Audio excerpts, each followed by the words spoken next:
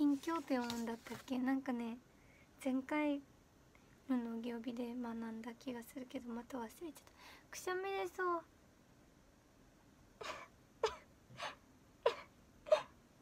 わお。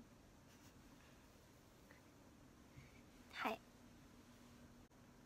それでも飲みたいとまでは思えない。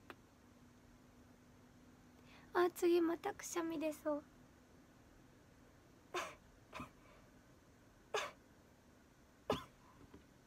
わお、